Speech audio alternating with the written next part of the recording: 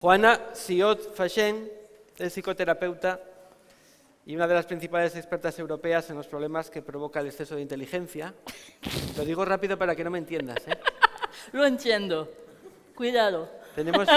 Tenemos el vídeo y te vamos a recibir con un vídeo que está inspirado en ti.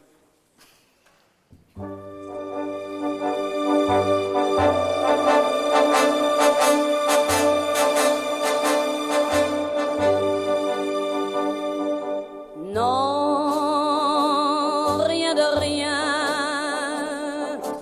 Non, je ne regrette rien. Ni le bien qu'on m'a fait, ni le mal, tout ça m'est bien égal. Non, rien de rien. Non, je ne regrette rien. C'est payé, balayé, oublié. Je me fous du passé. Avec mes souvenirs, j'ai allumé le feu. Mes chagrins, mes plaisirs, je n'ai plus besoin de balayer les amours avec leur trémolo, balayer pour toujours.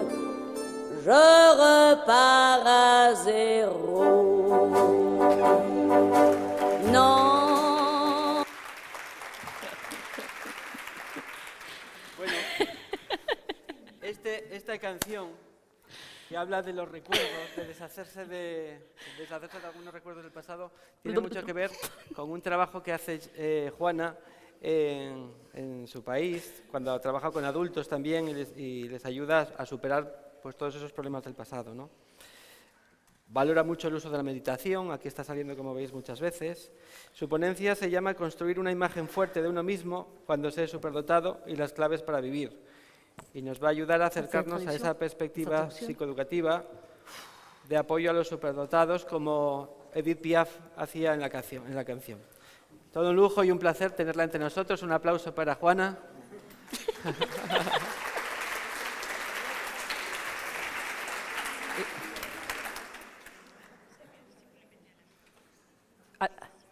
Ah, d'accord. Ah, d'accord. Il ne faut pas le casque. No, no me necesita.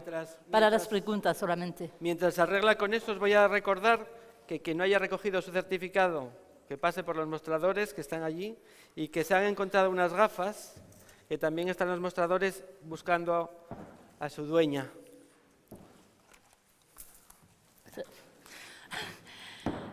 Entonces, mi nombre es Jeanne Siot Fachen.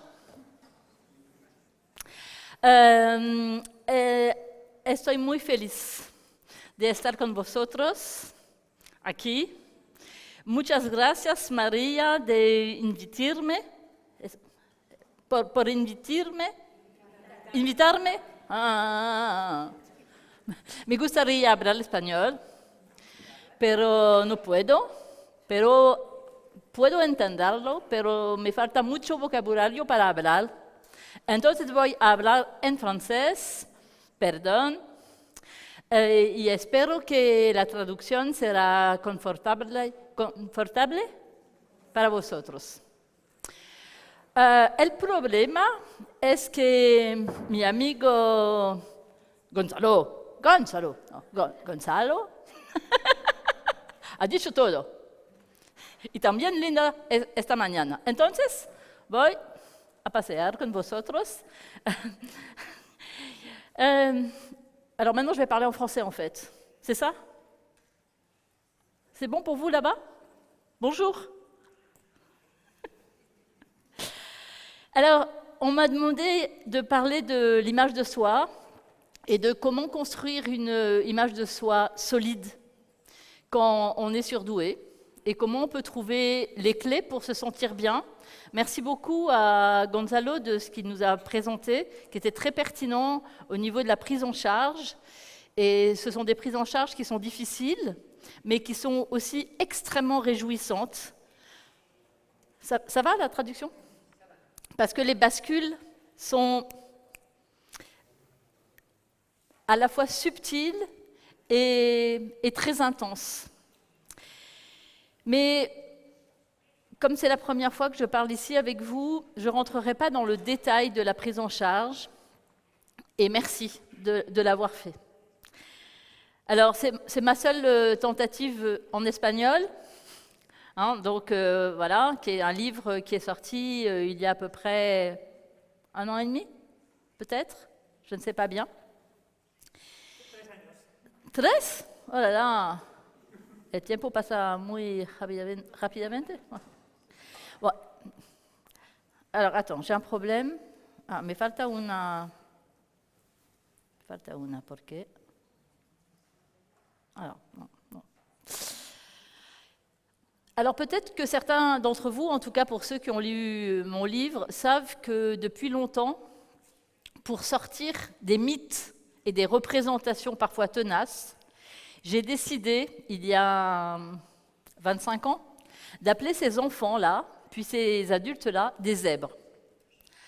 Alors pourquoi des zèbres? En français, il existe une expression, je ne sais pas si ça existe en espagnol, qui dit « drôle de zèbre », pour dire quelqu'un qui est un peu original, qui est un peu particulier, qui est un peu différent. Mais aussi, peut-être que vous savez que le zèbre, il a des rayures qui sont uniques, comme les empreintes digitales. Il n'y a pas 2 zèbres identiques.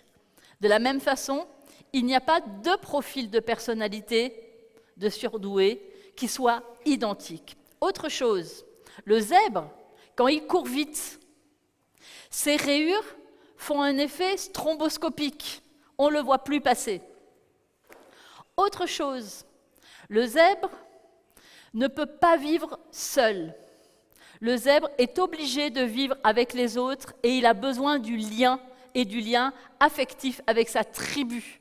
Et on verra, et vous le savez, combien les surdoués ont besoin d'être en lien avec les autres. Et que c'est souvent tout l'enjeu de la prise en charge et tout l'enjeu du fait qu'ils puissent se sentir à leur juste place.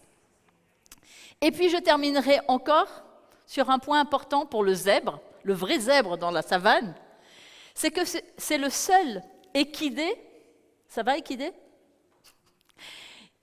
qui n'est pas apprivoisable, qui n'est pas domesticable par l'homme. On ne peut pas apprivoiser un zèbre, il reste toujours sauvage. Donc il y a toujours quelque chose qui échappe. On ne peut pas en faire un chien couché, gentil, on le caresse, on le sort, on le promène, ou comme un cheval, on monte dessus. Non, le zèbre, il reste lui-même. Voilà toutes ces raisons qui m'ont poussé depuis très longtemps à parler de zèbre. Comme ça évite toutes les terminologies surdoué, précocité, haute capacité, haut potentiel, HP. C'est dit, c'est à qui? C'est compliqué pour moi parce d'être là et de vous parler français. J'ai l'impression que personne ne me comprend.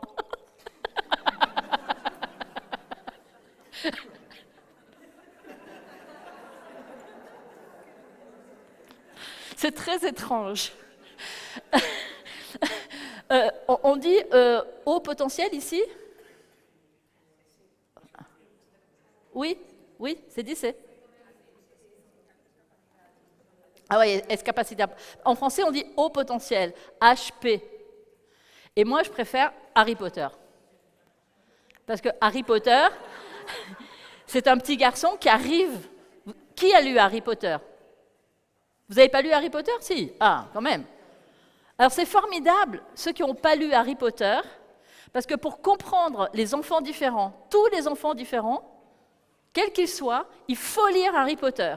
C'est la plus belle histoire du monde pour comprendre qu'est-ce qui se passe pour un enfant qui arrive en étant différent, en se sentant différent, en étant rejeté par les autres, en ayant du mal à s'ajuster, jusqu'au jour où il y a une chouette qui vient taper sur le carreau de la fenêtre et qui, avec son parchemin dans la bouche, lui dit « En fait, si tu te sens différent, c'est parce que tu es un sorcier.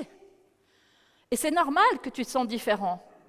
Tu n'es pas fou, tu n'es pas bizarre, tu as juste cette singularité.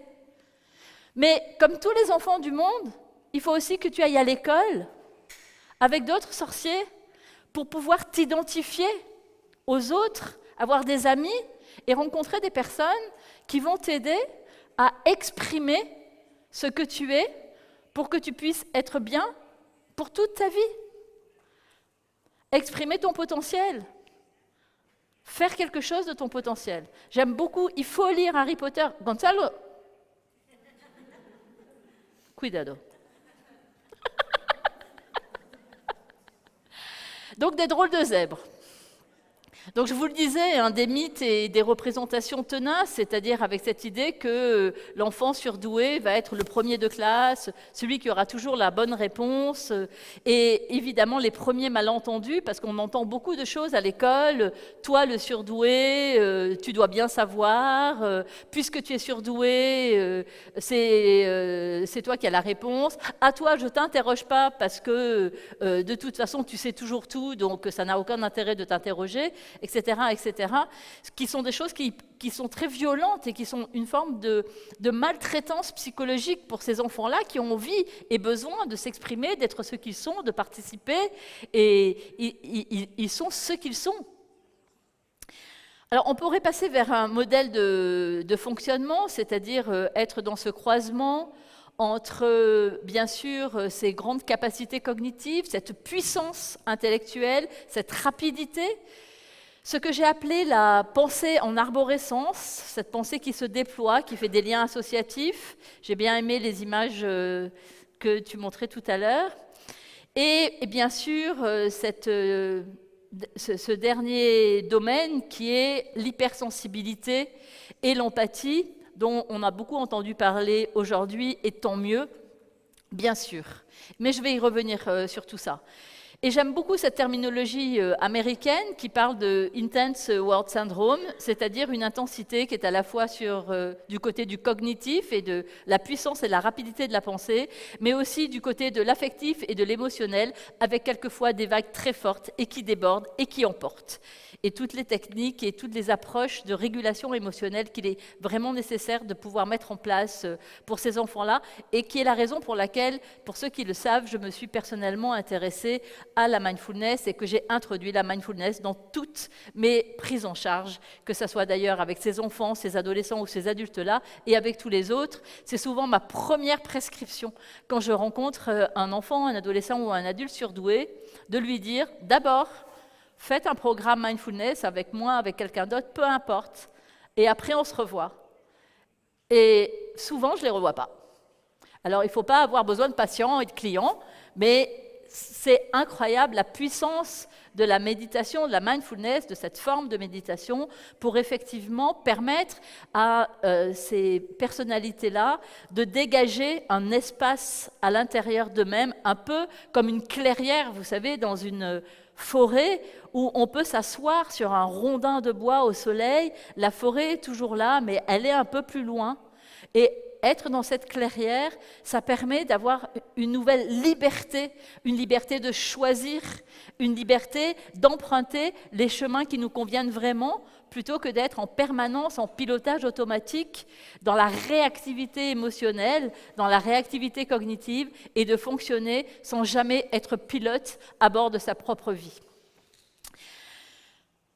Quand on parle des surdoués, ce qui est très intéressant aujourd'hui, qui n'était pas vrai il y a 25 ans quand j'ai commencé à m'intéresser à cette population, c'est la rencontre de la clinique et des neurosciences, c'est-à-dire qu'aujourd'hui, grâce en particulier à l'imagerie fonctionnelle et cette possibilité de voir le cerveau fonctionner en direct, ça a permis de confirmer ce que nous, les cliniciens, avions compris depuis longtemps, et ça permet de faciliter la transmission du message. Ce n'est pas juste nous, des cliniciens un peu bizarres, un peu foufous, qui voyons des personnalités étranges et différentes et qui créons cette population de surdoués. Non, aujourd'hui, les neurosciences valident les différences de fonctionnement du cerveau, mais aussi de l'affectivité. Alors justement, j'ai changé mon idée pour cette présentation, et je vais commencer plutôt du côté de l'affectivité et de la dynamique émotionnelle.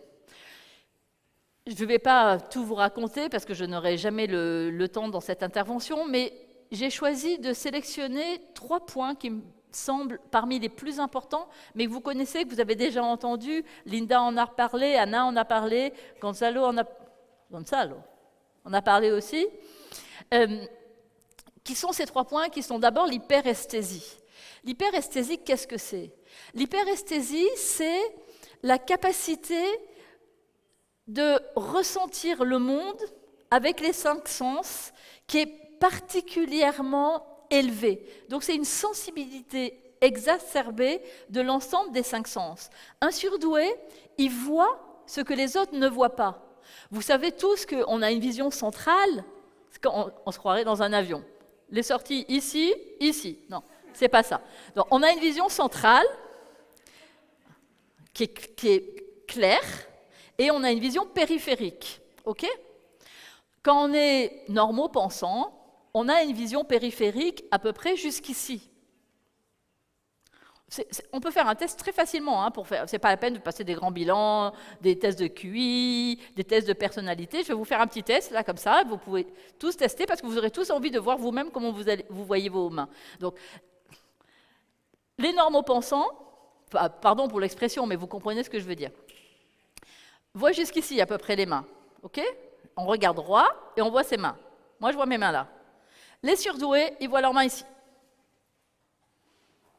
Ah avec tes chaises, c'est difficile. Ils le voient.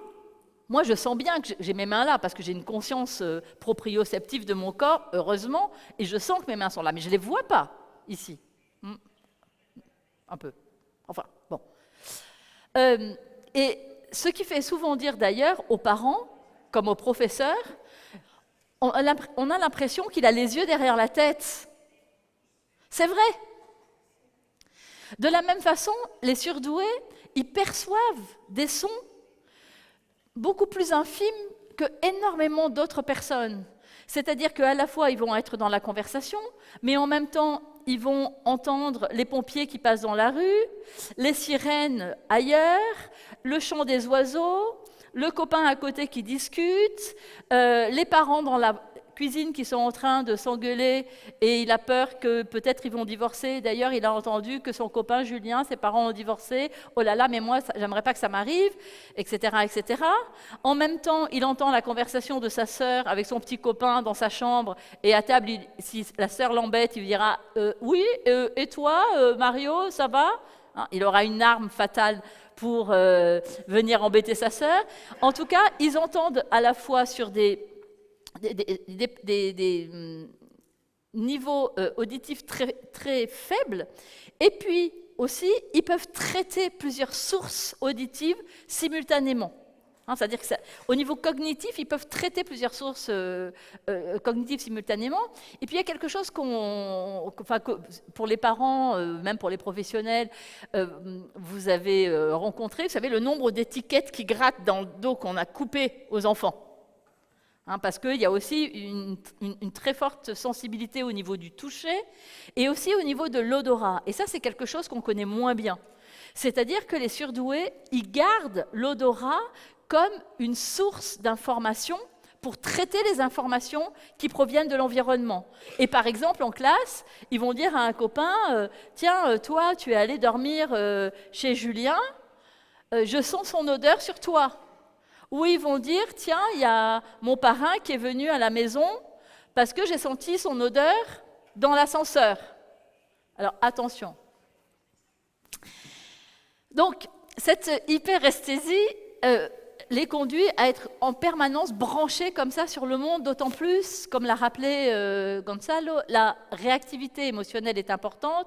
Et la réactivité émotionnelle, c'est le fait de réagir très fort pour un stimulus qui, pour quelqu'un d'autre, semblera peu important. En français, je pourrais dire que ce qui est une broutille pour quelqu'un d'autre va déclencher chez eux un cataclysme émotionnel. Donc ça c'est vraiment important parce que ça, on va le constater en permanence dans la vie quotidienne. Et puis, bien sûr, on en a beaucoup parlé, c'est cette capacité d'empathie, de ressentir très fort les émotions des autres, ce qui est difficile dans la vie courante, de sentir en permanence l'état émotionnel des autres. Et pour un enfant petit qui perçoit, par exemple, quelquefois avant même que les parents soient en conflit, la tension qui monte et de le sentir, et quelquefois d'essayer d'arranger la situation pour les parents, c'est lourd à porter pour un enfant. Mais c'est pareil en classe, quand ils sentent par exemple que la maîtresse, ce matin-là, est plutôt un peu triste ou va pas très bien, et ils vont se mettre dans une situation, alors que c'est les premiers à faire les imbéciles, les andouilles, les pitres en classe, ils vont dire « Chut, soyez gentils aujourd'hui », parce que lui, il a senti que la maîtresse, elle n'est pas bien, et que ça va le mettre en colère que les autres ne le comprennent pas. Enfin, ne comprennent pas qu'il faut être gentil aujourd'hui avec la maîtresse, même si c'est le premier à faire l'andouille d'habitude, et à faire rigoler la classe. Mais je crois que Linda en a parlé ce matin, c'est l'argument neurophysiologique aujourd'hui, c'est autour des neurones miroirs. Vous en avez parlé ce matin, parce que je n'étais pas là au début de la matinée. Oui, hein, les neurones miroirs, qui sont des neurones qui sont ici situés dans le cortex préfrontal. Donc, et on sait que la densité de neurones dans le cortex préfrontal est 2 fois plus élevée chez les surdoués que dans une population ordinaire. Et les neurones miroirs, qui sont donc des neurones qui, comme leur nom l'indique, se mettent en miroir par rapport aux autres. Ce qui fait qu'effectivement, avec ces neurones-là, non seulement on apprend, puisqu'on apprend par imitation, mais en même temps, on se synchronise avec les émotions des autres. En français, il y a une expression qui dit, quand on se sent bien avec quelqu'un, quand on se sent proche de quelqu'un, être sur la même longueur d'onde. Et en fait, aujourd'hui, les neurosciences montrent que c'est une réalité neurophysiologique, c'est particulièrement intéressant. Et je voulais vous montrer cette phrase, évidemment que vous ne comprenez pas, pour la plupart d'entre vous, de ce jeune patient de 18 ans qui dit « Avec l'empathie, c'est insupportable, vous vous incrustez partout. »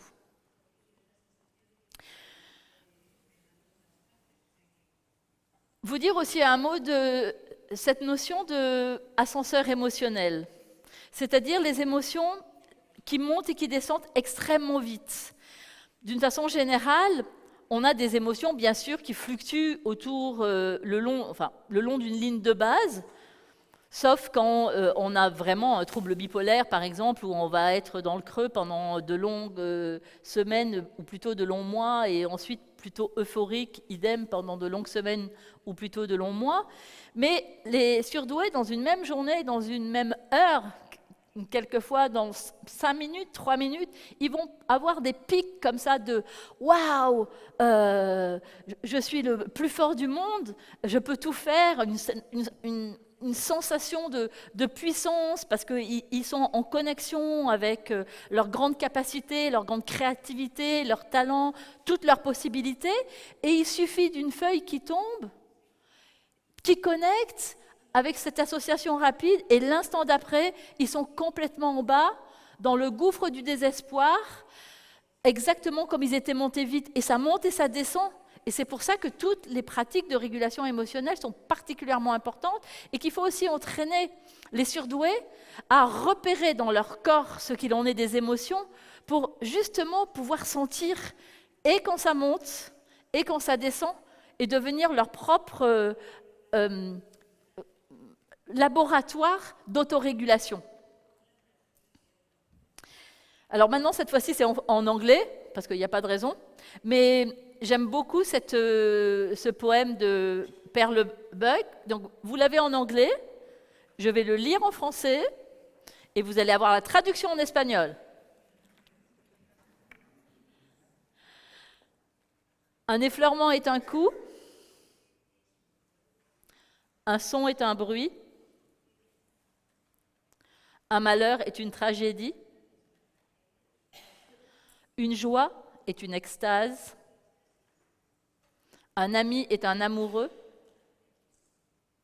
est un Dieu, et un échec, c'est la mort.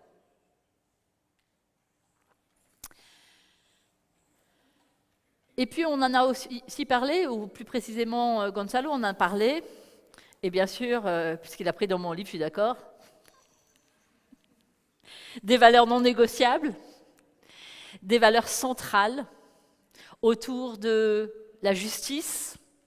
On va le retrouver beaucoup, et on en a déjà parlé, mais ce sentiment de justice, non, pas seulement par rapport à eux, mais par rapport aux autres. En classe, par exemple, il peut y avoir tout à fait un enfant qui va dire, qui va intervenir quand la maîtresse va gronder un autre enfant. Il va dire: ah mais non, mais c'est pas lui, c'est pas tout à fait comme ça que ça s'est passé. Et c'est lui qui va se faire gronder à son tour en lui disant: mais de quoi tu te mêles?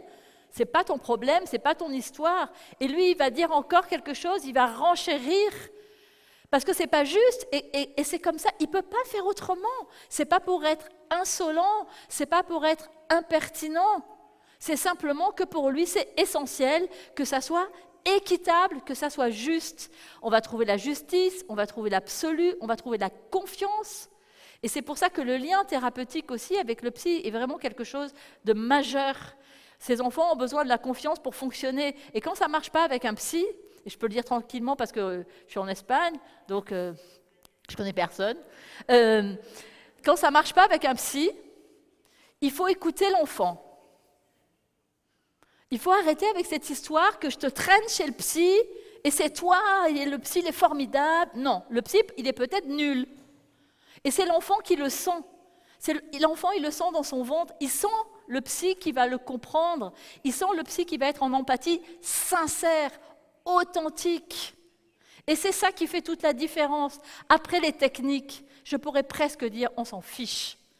Ce qui compte, ça me donne la chair de poule, ce qui compte, c'est ce qui se joue dans la relation intime. Et je dis bien intime. Il ne faut pas avoir peur quand on est psy d'avoir avec ces enfants-là, avec ces adultes-là, avec ces adolescents-là surtout, une relation intime. Il ne s'agit pas de se mettre à la place d'un lien affectif par ailleurs. Non, mais une relation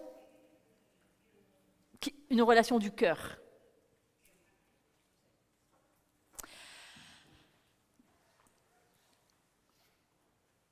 La vérité, comme valeur bien sûr, enfin toutes ces valeurs qui, quelquefois pour les autres, peuvent être contournables, on peut négocier avec ces valeurs, mais eux, ils ne peuvent pas, ils ne sont pas construits comme ça, c'est impossible pour eux. Et c'est très important de l'avoir en tête, parce que c'est vraiment une source d'énormes malentendus, mais ces valeurs aussi, ça va leur donner énormément de charisme, de capacité de leadership, de capacité à entraîner les autres, parce que, comme je vous le disais à l'instant, chez ces enfants, c'est le lien, sinon rien. Si je ne suis pas en lien affectif avec les autres, alors je ne peux pas exister moi-même, comme les zèbres, je vous le disais tout à l'heure par rapport à leur tribu, le lien aux autres, le lien aux adultes, le lien aux enseignants, et vraiment des enfants, des adolescents et des adultes qui ont vraiment besoin de confiance et d'estime réciproque. Et moi, j'ai voulu commencer par les aspects émotionnels, parce que moi, je considère que finalement, on peut dire tout ce qu'on veut sur ces personnalités-là, mais un surdoué, ça ne pense pas avec sa tête. Ça pense d'abord avec son cœur. L'ingérence affective est constante dans tous les actes de leur vie, y compris dans l'acte cognitif. C'est-à-dire que quand ils pensent d'abord, pardon pour l'expression, avec leur tripes, bien avant que de penser avec leur tête. Et ça aussi, c'est un malentendu énorme que peuvent avoir les personnes qui ne connaissent pas cette population.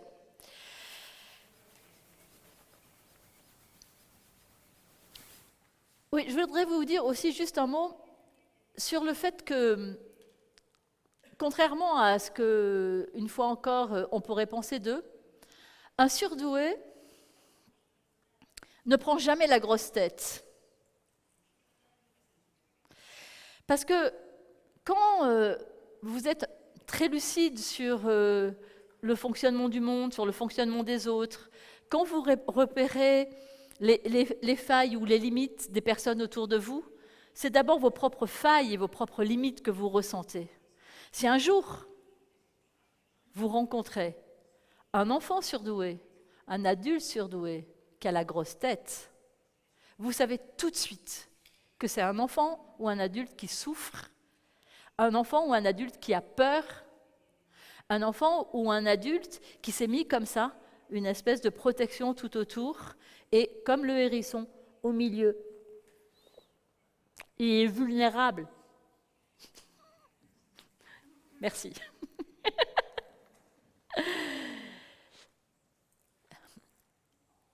Je repars maintenant du côté du fonctionnement cognitif singulier pour repasser rapidement sur des notions que vous avez déjà entendues toute la journée. Sur cette première qui est l'hyperactivité cérébrale, donc avec une participation synchrone des deux hémisphères qui s'engagent dans l'ensemble des tâches, avec des connexions qui se font très rapidement entre des réseaux de neurones complexes, des densités de neurones qui sont singulières dans le cortex préfrontal, une densité de connexions de neurones entre ici le cortex préfrontal et le lobe pariétal, qui est d'une certaine façon une plaque tournante qui redistribue les informations dans l'ensemble du cerveau, et qui peut donner cette sensation de tempête sous un crâne et d'en avoir en permanence plein la tête.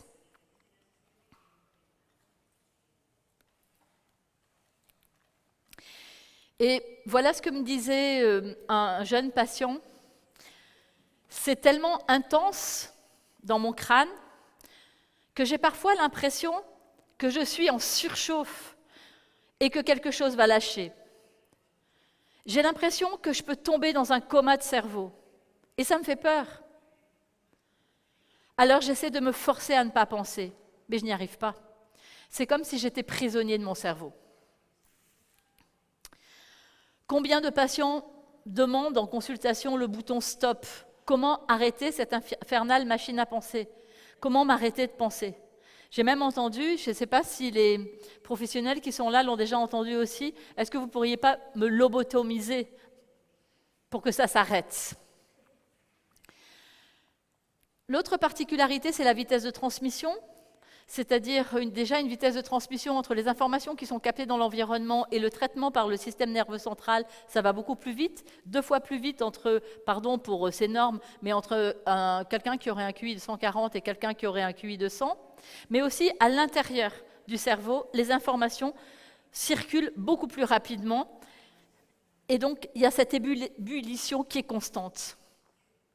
Et là encore, je repasse par une patiente qui me dit « Je pense à tellement de choses à la fois que par moments, je ne sais plus où j'en suis, je perds le fil de ma pensée, ça va trop vite et j'ai l'impression d'oublier des idées essentielles. » On comprend bien cette notion d'entonnoir et cette difficulté de pouvoir trier et sélectionner en permanence, parce que quand on parle, on est obligé de sélectionner et on ne peut pas tout dire d'un seul coup.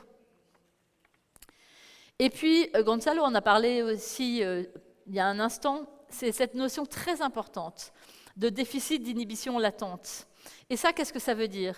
Ça veut dire qu'il n'y a aucune hiérarchisation dans l'entrée des informations qui sont toutes traitées au même niveau d'importance. Mais tu l'as très bien expliqué tout à l'heure. C'est-à-dire que toutes les informations arrivent dans le cerveau et commencent à voir directement quelle est la bonne information à cet instant précis. Nous, les normaux pensants, enfin pour ceux qui sont normaux pensants dans cette salle, on arrive au monde avec un système automatique qui fait que, par exemple, quand on est en classe ou quand on est dans une conférence, plutôt que de penser à ce que vous allez manger ce soir, au fait que vous avez un peu trop chaud, sentir l'odeur de votre voisin, regarder comment je suis habillée, vous demander pourquoi j'ai mis cette diapositive, penser à quelque chose du passé, anticiper sur quelque chose que vous devez faire demain parce que vous devez aller déjeuner chez vos beaux-parents et ça vous casse les pieds, peu importe. Eh bien, normalement, si vous êtes normaux-pensant, de façon automatique, votre attention, elle est focalisée sur ce que je suis en train de dire ou sur le fait que vous regardez les diapos. C'est un système automatique, cette sélection d'informations pertinentes dans un contexte. Un enfant surdoué, il n'est pas équipé, il n'est pas livré avec ce système-là. C'est un peu comme une voiture. il n'a pas l'option. Ce qui veut dire que, comme me disait cet enfant-là, il faut penser à réfléchir. Pour nous, c'est plus compliqué, parce qu'il faut penser à réfléchir. C'est-à-dire se dire, ah, oh là là, attends, alors, là, la maîtresse, elle est en train de dire ça. Ah donc, ah oui, donc c'est ça qui est important? Ah oui, non, toi... donc ça demande un effort cognitif particulier pour se centrer sur ce qui est important et pouvoir effectivement être efficace par rapport à la tâche. Ça va, je ne vais pas trop vite? Vous suivez? Tout va bien? Merci. Et puis le dernier point, c'est le surengagement de l'hémisphère droit, c'est-à-dire que comme il a été montré par Anna, je crois, tout à l'heure, l'hémisphère droit qui est celui qui va s'occuper plutôt de tout ce qui est du traitement simultané, du traitement analogique, c'est-à-dire le fait d'associer les idées par rapport au sens, et non pas par la logique, qui est plutôt du côté du cerveau gauche, et du traitement analytique des informations, du traitement séquentiel. Le cerveau droit, lui aussi, du côté de la créativité, du côté de l'intuition, du côté de l'affectif. Le cerveau gauche est lui plutôt du côté de la rationalité, de l'argumentation, de la justification. C'est avec le cerveau gauche qu'on peut transmettre sa pensée. Et quand le cerveau droit s'engage comme ça plus rapidement, on peut quelquefois avoir du mal à exprimer vraiment ce que l'on pense. Parce que, comme effectivement je l'ai formalisé, ce sont des enfants, des adultes, qui ont cette pensée en arborescence. C'est-à-dire une foultitude d'idées qui se déploient en permanence et à l'infini, une nouvelle idée entraînant toujours une nouvelle idée, une nouvelle pensée, une nouvelle question, une nouvelle hypothèse, et rarement, voire jamais, une certitude. Donc avec cette arborescence qui se déploie constamment, et on peut comprendre à quel point ça peut être compliqué de fonctionner dans ces ramifications qui sont constantes. Et comme me le disait, là encore, un petit garçon de 7 ans qui rentre dans mon bureau un matin et qui me dit « Tu comprends, dans ma tête, j'ai un arbre généalogique de mes problèmes. » Et on peut comprendre aussi comme ça peut être quelquefois difficile d'attraper la bonne idée, l'idée efficace, l'idée dont on a besoin dans le contexte qui est le nôtre, comme je vous le disais il y a un instant. Donc, cette espèce d'effort cognitif constant pour attraper l'idée dont on a besoin. Alors, voilà encore 2 exemples cliniques. Le premier, c'est une jeune adolescente de 14 ans. Je fais régulièrement dans les établissements scolaires des interventions et des groupes avec des adolescents surdoués. Et elle me dit, les enfants normaux, quand on pose une question, il y a une antenne qui se lève et ils réfléchissent autour. Alors que nous, il y a 25 antennes qui se lèvent et du coup on s'embrouille et on n'arrive plus à canaliser. Pour s'exprimer, ça devient très difficile. Et je vais vous montrer aussi une deuxième vignette clinique, un peu plus compliquée, alors en plus avec la traduction. Enfin, pas pour la traductrice formidable, mais c'est un peu plus compliqué, parce que déjà, c'est un petit, il faut bien être attentif pour saisir ce que dit ce jeune homme de 17 ans, Raphaël. Il me dit, on peut voir le monde linéaire comme une décision arbitraire par rapport à toutes les possibilités qui se trouvent au fond. Vous savez, un peu comme une tapisserie sur le mur un peu chargée. Et tout d'un coup, il faut décider qu'on va prendre ce petit morceau. Il dit, quand je suis sur un mode en arborescence, c'est plus difficile avec le langage, car je peux avoir simultanément 4 mots qui veulent dire la même chose, ou presque, et qui se présentent au même moment. Parce que bien sûr, quand on parle de façon séquentielle. Je suis obligée, pour parler, d'utiliser des phrases avec des mots qui viennent les uns à la suite des autres. Et la pensée séquentielle, c'est cette pensée qui s'organise de façon progressive. On part du point A pour arriver au point B et on franchit des étapes les unes à la suite des autres dans un ordre logique. La pensée en arborescence, on part du point A, l'arborescence se déploie, Peut-être qu'on rencontrera le point B, ou pas. Mais c'est comme ça, en tout cas, que fonctionne la pensée de ces enfants-là. Alors ça, c'est évidemment, et en anglais, une illustration de ce que je suis en train de vous dire, c'est-à-dire la différence entre tout ce qu'il peut y avoir dans la tête d'un surdoué et sa capacité à en exprimer quelque chose, donc vraiment cet effet entonnoir, qui est parfois assez complexe pour eux à réguler, parce que ça demande une énergie, ça demande un effort, c'est fatigant. C'est fatigant. Ça ne veut pas dire que c'est un trouble, que c'est une pathologie, mais c'est juste fatigant. Et puis, comme je vous le disais, alors bon, évidemment, ça c'est une petite blague en français, alors c'est un peu plus compliqué, mais le doute sur soi, le doute sur ses propres failles, etc.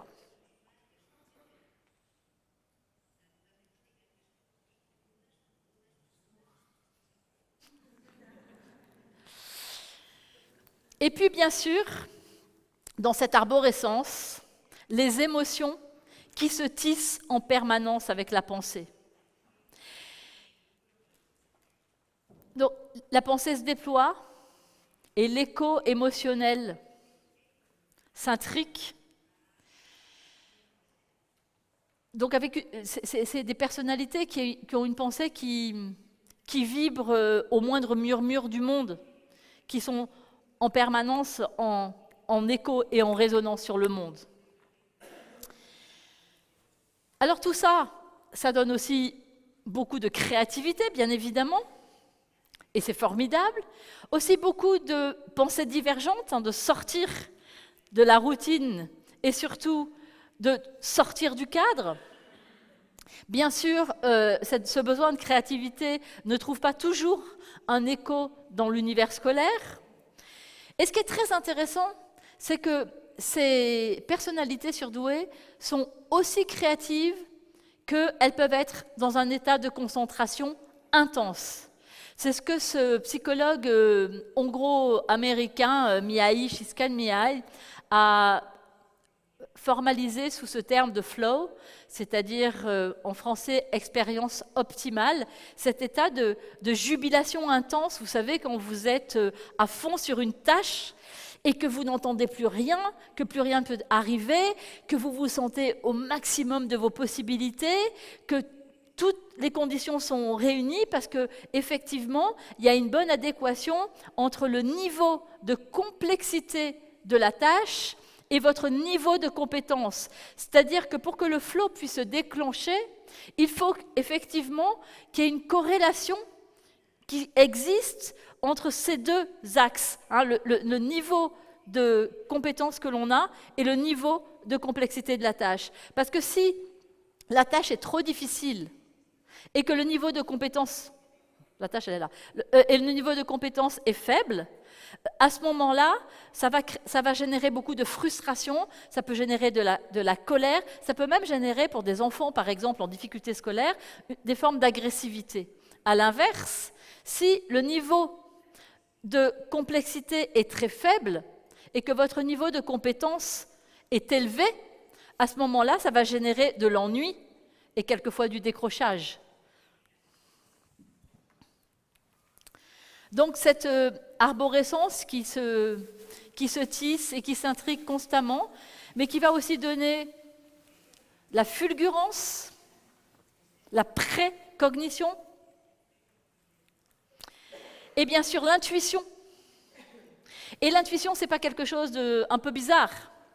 L'intuition, c'est la rencontre entre ce que l'on sait déjà, les compétences qui sont les nôtres, notre mémoire à long terme, qui est très importante chez les surdoués, et l'analyse extrêmement rapide de l'ensemble de l'environnement, qui est aussi une caractéristique, cette compréhension et cette analyse à 360 degrés, très rapide, qui fait qu'on se saisit de l'ensemble des informations, on les confronte à ce qu'on va réévoquer de nos compétences et nos connaissances acquises, et les émotions vont faire émerger la chimie nécessaire pour dire « Waouh, je sais !» Sauf qu'un instant après, le mental qui règne en maître sur nos vies va venir nous dire « mais non, mais c'est débile, c'est totalement idiot, c'est pas ça ». Et puis bien sûr, quand quelqu'un va vous dire « mais ok, mais comment tu le sais ?» Qu'est-ce que va répondre un surdoué? Je le sais parce que je le sais. Je le sais parce que c'est évident. Et là encore, ce n'est pas de l'insolence, ce n'est pas de l'impertinence. C'est juste que, comme tout est allé très vite dans leur tête, que les connexions se sont faites très rapidement, que l'arborescence est déployée, ils n'ont pas eux-mêmes le cheminement pour pouvoir expliciter leur propre procédure. Ils n'ont pas cette capacité métacognitive, c'est-à-dire avoir cette visibilité sur son propre fonctionnement. C'est pour ça que c'est très important, ce qu'a dit Gonzalo tout à l'heure, c'est-à-dire de devenir les experts de soi-même et de savoir ce qui se passe dans nos têtes et comment on pense et comment on fonctionne et comment on vit avec nos émotions, parce que c'est la seule clé importante, c'est-à-dire acquérir des compétences métacognitives, mais aussi méta-émotionnelles. Ah ben, je l'avais juste là après, donc voilà. Ou cet enfant qui disait dans un problème, je vois le début, je vois la fin, mais au milieu, je ne sais pas ce qu'il y a. Alors ça, je viens de vous le dire, hein, je le sais parce que je le sais parce que c'est évident. Et enfin, ce qu'on peut bien comprendre, c'est à quel point ces particularités de fonctionnement, à la fois sur le plan émotionnel, peut-être surtout, comme je le disais, sur le plan émotionnel et sur le plan cognitif, vont créer, comme dans cette histoire que vous connaissez aussi ici en Espagne, du vilain petit canard, oui, ce sentiment de décalage. Et que ça peut générer, comme chez Harry Potter, une certaine forme d'agressivité de l'entourage et pour la construction de l'image de soi de l'enfant qui se sent différent, sans savoir pourquoi, une forme de souffrance un peu muette, parce que la souffrance, elle n'est pas forcément mentalisée, conscientisée. Elle est juste là, c'est une espèce de halo de sentiment d'étrangeté. Alors ça devient plus percutant à l'adolescence, ce sentiment de différence, parce que les adolescents, souvent, quand on les rencontre en consultation, ils disent « mais moi j'avais l'impression d'être débile ou d'être fou ». Combien j'en ai vu qui disaient qu'ils avaient l'impression d'être fous, et combien j'ai vu aussi d'adultes, et qui d'ailleurs ont été quelquefois diagnostiqués comme schizophrènes, comme bipolaires, et un tas de diagnostics psychiatriques fantaisistes et d'errance diagnostique, alors que c'est simplement leur fonctionnement, et que de les accompagner avec cet éclairage-là, et la seule voie possible pour les aider à avancer sur leur chemin. Enfin, ça me met très en colère, donc il ne faut pas que je reste centrée. Parce que ce n'est pas la différence qui fait souffrir, mais le sentiment de différence. La différence, c'est OK à partir du moment où c'est intégré par tout le monde et à ses propres yeux. Et ça fait souffrir aussi dans cette difficulté, en particulier dans le développement de l'enfant et de l'adolescent, dans l'identification aux autres, aux pairs, P-A-I-R-S. Moi, je me souviens, cette adolescente qui me disait, même quand je suis avec les autres, même quand j'essaie de m'intéresser à ce qui intéresse les autres, quand je suis dans un groupe, et c'était une fille qui était bien intégrée, personne ne pouvait se douter ce qu'elle vivait, elle, dans l'intimité d'elle-même. Et elle disait, mais quand je suis avec les autres, j'ai toujours l'impression qu'il y a une vitre et que je ne suis pas tout à fait en contact, que je suis toujours un petit peu derrière la vitre. Ça me donne la chair de poule, il faut que je finisse cette intervention. Et puis parfois, malheureusement, un sentiment qui est un fer de tout ça, bien sûr, qui est le sentiment de solitude, hein, le sentiment d'être seul. Et que personne, c'est pour ça que le lien avec les parents, le lien avec les enseignants, le lien avec les thérapeutes est essentiel. Parce que le sentiment de solitude, il rôde.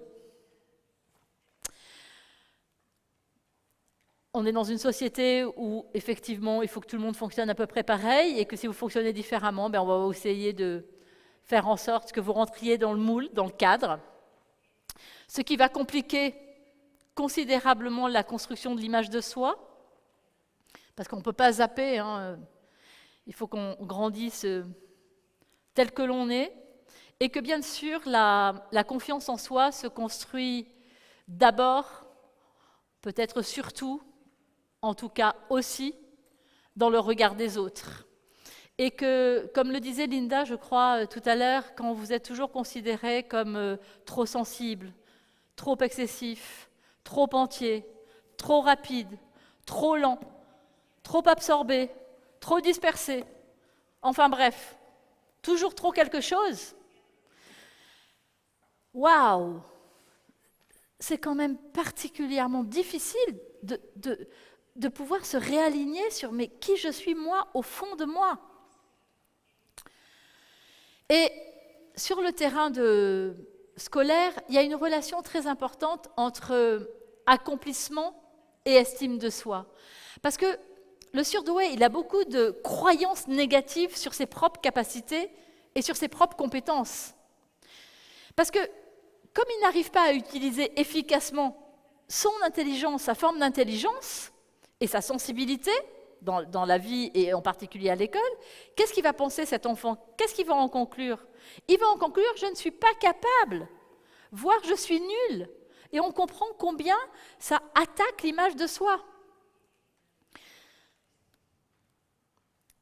Souvent d'ailleurs, les enfants surdoués, en tout cas en France, et ceux que j'ai rencontrés, bien évidemment, j'en ai rencontré quand même beaucoup, disent que ce qu'ils aiment dans le fait d'aller à l'école, c'est de retrouver leurs copains. Mais pas tellement l'école pour ce qu'elle est, quand ça fonctionne avec les copains. Donc tout l'enjeu, ça va être se faire accepter. Ils peuvent mettre en place plusieurs stratégies. L'inhibition, qui est une stratégie d'adaptation, puisqu'on attend de moi que je sois comme les autres, que comme le montrait tout à l'heure, je crois que c'est Anna avec le jardin, qu'il ne faut pas que je sois une fleur qui dépasse, eh bien je vais faire en sorte d'être une fleur comme toutes les autres. Donc des enfants qu'on peut retrouver aussi à l'adolescence avec des formes de dépression particulières. Et l'erreur des psys, pardon, j'en suis, enfin pas comme ça, mais psy, c'est par exemple dans des thérapies classiques, on va dire, on va interroger verbalement l'adolescent sur qu'est-ce qui se passe, qu'est-ce qu'il ressent, etc. Mais on se retrouve justement avec un adolescent qui a décidé d'arrêter cette infernale machine à penser. Donc ça va être vraiment tout un travail très subtil pour renouer des liens, pour réapprivoiser cet adolescent et surtout lui permettre à lui de réapprivoiser son envie, son plaisir à penser, son plaisir à ressentir, son plaisir à être. En France, quand on parle de psychologie et de thérapie, on dit qu'un psy suit son patient. Je ne sais pas si on dit comme ça en Espagne. On dit ça en Espagne? Enfin. En tout cas, ce qui est sûr, c'est que les surdoués, on ne les suit pas. Il n'y a pas le psy devant, le patient devant et le psy qui suit derrière. Non, on est devant, on prend fort par la main et on l'emmène. Sinon, ça ne marche pas. Donc ça, c'est la première stratégie, mais qui peut être très compliquée, parce qu'il y a vraiment des enfants qui peuvent se retrouver dans des états d'inhibition très importants. L'autre possibilité, c'est de faire le pitre, comme je disais tout à l'heure, c'est-à-dire être le comique de la classe, pour essayer de dégager, et on sait que ces enfants ont un sens de l'humour qui est très développé, et l'humour, c'est une manipulation cognitive des émotions. C'est une possibilité de mettre à distance les émotions qui parfois sont trop fortes. Et donc de faire l'imbécile, on devient celui qui est drôle dans la classe, et c'est une excellente façon, quelquefois, de se faire accepter, de se faire des amis, et de se sentir bien avec les autres. Après, on peut adopter la Zorro-attitude. Ça, Zorro, c'est espagnol quand même. Non, oui. C'est-à-dire de vouloir sauver les autres. Chez les adolescents, et en particulier les adolescentes, être les confidentes. Ceux qui vont essayer d'arranger les problèmes des autres, qui est aussi une façon de se faire accepter dans le groupe. Ou alors, on peut de façon paradoxale développer des difficultés scolaires, des difficultés de comportement, qui vont être ensuite estampillées, étiquetées, troubles du comportement, ou qui n'en sont pas forcément. Mais c'est une autre façon d'exister. Quand on a des difficultés, on devient visible. Sinon, ces enfants-là peuvent avoir peur d'être transparents et de ne plus être aimés. Parce que je vous rappelle que c'est quand même la seule chose après laquelle nous courons tous ou que nous espérons tous, c'est d'être aimés, parce que tout le reste, on s'en fout. Ou enfin, souffrir en grand, c'est-à-dire effectivement, pour certains, malheureusement, développer d'authentiques pathologies et qui les met au centre. Et vous savez, c'est très particulier, parce que quand on voit des surdoués en consultation qui viennent avec leurs parents, eh bien, il y en a qui résistent, qui ne veulent pas aller mieux, et parce que finalement, aller mieux, ils n'attireraient plus, pense-t-il, toute l'attention de leurs parents. Surtout qu'avec les surdoués, en tout cas c'est mon expérience, moi je ne vois pas que des surdoués, je vois tous les enfants, enfin tous ceux qui viennent me voir, les enfants, les adolescents ou les adultes qui peuvent rencontrer des difficultés. Mais ce qui est très particulier en consultation, je ne sais pas si les autres psychologues ici présents peuvent confirmer cette observation, c'est que souvent quand les enfants, les adolescents sont surdoués, il y a les papas, beaucoup plus que pour les enfants habituellement. Les papas se mobilisent plus pour les enfants surdoués, en tout cas dans mon expérience. Et donc, comment lâcher sa difficulté et que tout d'un coup, le père il va repartir bosser tranquille et ça y est, c'est réglé, maintenant ça redevient le problème de la mère. Donc, il y a vraiment ça qui interroge et qui peut compliquer les situations, jusqu'à des enfants qui peuvent vraiment mettre en place des mécanismes de défense beaucoup plus puissants. Donc, cette défense par la cognition, c'est-à-dire tout passe par le filtre cognitif. Il y a une coupure par rapport au monde émotionnel et qui peut être relativement grave à un certain âge de la vie. L'humour, je viens d'en parler. Et puis aussi pour certains autres, la création d'un monde interne très riche, mais un monde interne protecteur dans lequel ils vont aller s'échapper et qui les rassure, y compris dans des situations scolaires. Ils partent dans leur tête, ce qui fait toute la différence d'ailleurs entre les enfants qu'on va souvent observer qui peuvent être agités, qui ont besoin de bouger, qui ont ce besoin de stimulation permanente, que ce soit des stimulations dans le relationnel, avec les autres, avec l'enseignant, que ce soit des stimulations cognitives, que ce soit des stimulations kinesthésiques, que ce soit des stimulations émotionnelles, et donc qui bougent en permanence, et des enfants qu'on dit dans la lune, qui sont absents, c'est les deux facettes de la même pièce, de ceux qui effectivement agissent leur fonctionnement, et de ceux qui s'extraient dans leur monde interne protecteur. Donc, ce qu'on va pouvoir trouver plus tard, malheureusement, quand ces stratégies ont été mises en place, pour la construction de l'image de soi, c'est une identité en faux self, c'est-à-dire des masques que ces enfants, ces adolescents peuvent mettre, c'est-à-dire ils grandissent avec une image complètement autre d'eux-mêmes, ils donnent une image souriante ou une image adaptative en tout cas, alors que derrière les tourments sont importants ou que les émotions grondent ou que la frustration est immense, que le sentiment de solitude est très présent, peu importe les difficultés que l'on cherche à masquer, mais en particulier les filles, mais les garçons aussi bien évidemment, vouloir à tout prix correspondre à ce que les autres attendent, une fois encore, pour se faire accepter, ou essayer d'enlever ses rayures, puisque là je reviens aux zèbres, pour essayer d'être comme tout le monde, ou encore se construire avec une image de soi multifacette, vous savez, comme ces boules qu'on trouve dans les boîtes de nuit, je suppose en Espagne aussi. Enfin, plus à ma génération, j'avoue, je ne sais pas si aujourd'hui je ne vais plus dans les boîtes de nuit. Sauf si quelqu'un m'emmène ce soir dans une boîte de nuit à Oviedo. Mais ça peut être une expérience pour moi. Les boules à facettes qui, en fait, vont envoyer une image de soi différente selon la personne avec laquelle on est en interaction et qui va réfléchir une image aussi particulière. Et ce multi-image, et au milieu de cette boule, et je vais refaire ce que je vous faisais tout à l'heure, il y a un petit fil comme ça, autour comme ça, qui a peur.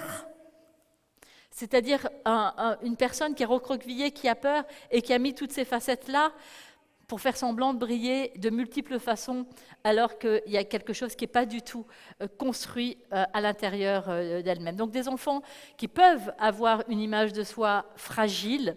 Et j'étais très heureuse d'entendre ce matin, Linda, et je crois que Gonzalo, tu en as parlé aussi un peu tout à l'heure, c'est être reconnu et accepté tel que l'on est. Point. Mais c'est énorme. Ça paraît tellement simple. J'aime beaucoup cette phrase de Thich Nhat Hanh, qui est ce moine vietnamien français, qui a beaucoup écrit sur la pleine conscience, et qui dit « Dans la vie, la seule chose dont nous avons besoin, c'est d'être entendus. » Donc des enfants qui ont besoin d'être arrosés. Arrosés. Et encore arrosés. Ils ne pourriront jamais. Toujours pour les mêmes raisons. Quand on doute sur ce qu'on est, on ne peut pas prendre la grosse tête. Des enfants qui ont besoin d'être arrosés. Des enfants qui ont besoin qu'on soit fiers d'eux, qui ont besoin d'être alimentés dans ce qu'on appelle en psychologie du renforcement positif. Qu'on puisse pointer les choses qui vont bien plutôt qu'en permanence dire ça va pas, ça va pas, ça j'en ai marre, ça c'est insupportable, là tu me gonfles. Ou, comme le disait aussi Gonzalo tout à l'heure, dans la vie, on passe notre temps à courir après le bonheur avec un B majuscule, à attendre le bonheur extraordinaire, le bonheur qui viendra toujours après, quand on aura trouvé un boulot, quand on aura quitté ce boulot, quand on aura trouvé le prince charmant, quand on se sera marié, quand on aura fait des enfants, quand les enfants seront enfin partis de la maison, quand on aura divorcé de cet abruti qui nous casse les pieds, quand on aura... Alors en France, on dit construire des châteaux en Espagne. Ça veut dire avoir comme ça tout un tas de richesses possibles. On dit comme ça, c'est une expression française. Et donc, ou alors quand effectivement on sera parti à l'autre bout du monde sur une île déserte pour que plus personne nous emmerde, ou quand on sera à la retraite. Donc toujours le bonheur qui viendra après. Comme si un jour, vous aviez le bonheur qui arrivait en disant « Bonjour, je suis le bonheur, je crois que vous m'attendiez depuis longtemps ». Non, ça ne marche pas comme ça, le bonheur. Le bonheur, ce qui est important, c'est la capture, l'attention aux petits bonheurs minuscules, parce que c'est eux qui construisent et qui fabriquent le bonheur majuscule. C'est eux qui fabriquent notre sentiment de bien-être subjectif. Parce qu'en psychologie, ça s'appelle comme ça, le bonheur. C'est le bien-être subjectif, c'est-à-dire la sensation que l'on éprouve. Et ça, tous les jours de nos vies, on peut capturer des petits bonheurs. Alors moi, j'ai inventé une machine à capturer le bonheur que je donne à mes petits patients.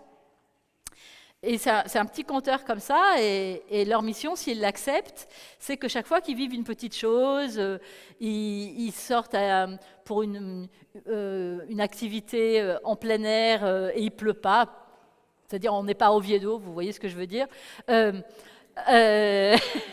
et hop, ils cliquent sur leur machine à bonheur, ou le parent les a accompagnés à une activité, alors qu'en général, ils prennent le bus, hop, ils cliquent, un copain a partagé son goûter, hop, ils cliquent. Oui, noter, c'est bien pour les plus grands, mais cliquer, ça a un côté plus ludique. Hein, mais c'est la même idée, bien évidemment. Mais de cliquer... Après, on peut regarder combien on a enregistré de petits B, de petits clics et de petits bonheurs dans la vie ordinaire. C'est un truc que je te donne, Gonzalo. Et donc, le besoin de fierté, qui est très important chez ces enfants. Et je me souviens de cette Elsa de 13 ans qui était très surdouée et qui un jour arrive dans mon bureau et me dit « Je suis contente parce qu'aujourd'hui, j'ai vu pour la première fois depuis longtemps une petite flamme de fierté briller dans le regard de mes parents. »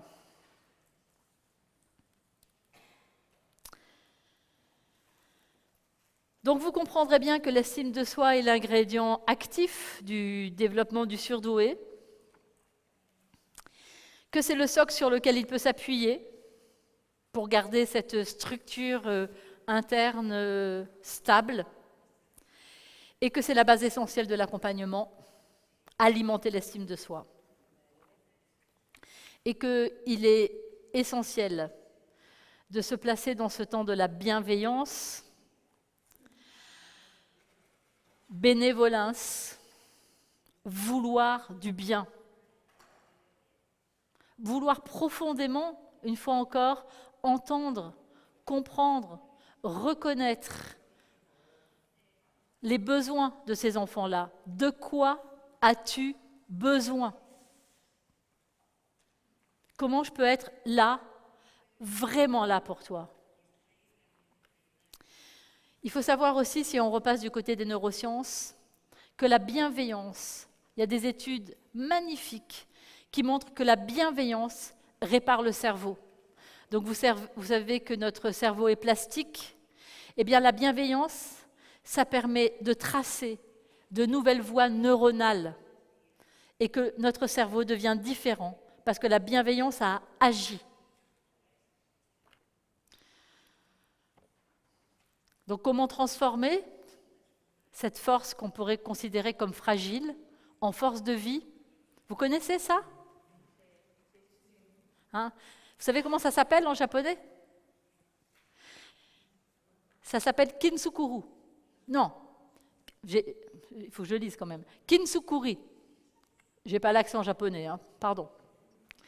C'est cet art au Japon de réparer une poterie, ouh là là, je ne sais même plus le dire en français, avec de l'or. Et donc c'est du vrai or, et que la pièce de poterie sera plus belle après qu'avant. Donc donner à ces enfants suffisamment de confiance en soi pour qu'à chaque instant de leur vie, et c'est pour ça, une fois encore, que la mindfulness est si importante, qui permet de se relier à ces ressources, celles qu'on a toujours là, mais qui quelquefois sont recouvertes de mille et une choses et on n'y a plus accès. Et comme le petit poussé du conte, de remettre les cailloux pour pouvoir retrouver ce chemin et aller puiser dans notre puits cette confiance dont on a besoin. La confiance en soi, c'est avoir profondément foi en ce que l'on est, avec nos forces, mais aussi nos fragilités.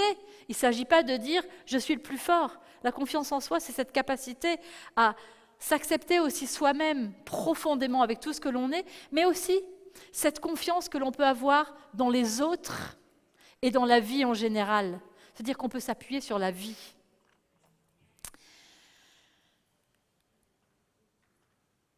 D'abord et toujours comprendre et prendre ce temps de comprendre qui est cet enfant, qui est cet adolescent, qui est cet adulte et quels sont ses besoins. Parce qu'à l'école, quelquefois, ces enfants sont soumis à une double contrainte, puisqu'ils ont un mode de fonctionnement intellectuel qui est différent. Pour fonctionner à l'école, il va falloir d'abord qu'ils inhibent leur propre fonctionnement, et ensuite qu'ils appliquent une forme de raisonnement qui est celle de l'école, un peu comme s'ils fonctionnaient dans une langue étrangère. Ils pensent spontanément dans leur langue et ensuite il faut qu'ils décodent dans la langue étrangère et qu'ils appliquent une langue étrangère. Et que c'est lorsqu'on a pu permettre à ces enfants, comme je le disais dans la dia d'avant, de comprendre eux aussi comment est leur fonctionnement intellectuel, cognitif, comment est leur fonctionnement émotionnel, qu'on peut leur donner aussi cette possibilité de s'accepter pleinement et d'accepter la règle du jeu de l'école et d'y réussir. Et de comprendre que la réussite scolaire est aussi un outil au service de sa propre réussite. Parce que certains aussi sont en opposition par rapport à l'école parce qu'ils ne veulent pas se plier aux règles. Mais quand on fait ce pas d'accepter la différence de l'autre, alors l'enfant surdoué peut accepter la différence que lui impose l'école. Donc cette nécessité de savoir qui l'on est, pour savoir où on va, et tracer sa route, son chemin, pouvoir se relier à ses ressources, qui sont énormes et immenses chez les surdoués, avec ce trésor qui est toujours au fond de soi. Alors je ne vais pas citer tout ça, mais si quand même, optimiser son intelligence et sa puissance, se relier à ses compétences et à ses talents, s'appuyer sur sa lucidité et son hyper-perception du monde, qui sont autant de voies thérapeutiques, tout ça, renouer avec l'intuition et la précognition, utiliser sa fulgurance et sa rapidité, déployer sa créativité, faire émerger à nouveau la curiosité, l'émerveillement, se reconnecter avec son énergie, optimiser son charisme, activer son empathie qui permet d'être en lien intime avec le monde. Donc, tout ça est nécessaire pour restaurer ses qualités et ses talents. Alors ça, c'est un petit clin d'œil. Est-ce qu'il y a des praticiens de mindfulness dans la salle qui font des programmes de mindfulness? Non? Parce que dans les programmes de mindfulness, on fait un exercice avec le raisin sec. Et donc ça, c'est l'idée inverse, c'est de regonfler le raisin sec pour en faire un raisin avec de la chair. Et pour retrouver ces couleurs de notre fameux zèbre noir et blanc, et comme l'a dit Gonzalo tout à l'heure, s'appuyer sur ses valeurs. Ces valeurs, c'est vraiment notre boussole intérieure. C'est comme une boussole avec l'aiguille qui va toujours tendre vers le nord magnétique. Quand on n'est pas aligné avec ses propres valeurs, on sent en soi un tiraillement, un inconfort. On dit, en tout cas en français, qu'on est déboussolé. Parce qu'effectivement, on n'est plus dans le sens de ses valeurs. De s'engager pour ses valeurs, c'est essentiel pour permettre à ces enfants-là de retrouver une confiance en eux, une estime de soi solide. Parce qu'avec leur incroyable sens des valeurs, combien de fois je l'ai entendu, et je suppose que tous les thérapeutes ou tous les parents, tous ceux qui sont là, vous l'avez entendu tellement de fois, que finalement, dans le fond, ce que souhaitent ces enfants, ces adolescents, ces adultes, c'est aider l'humanité à mieux vivre.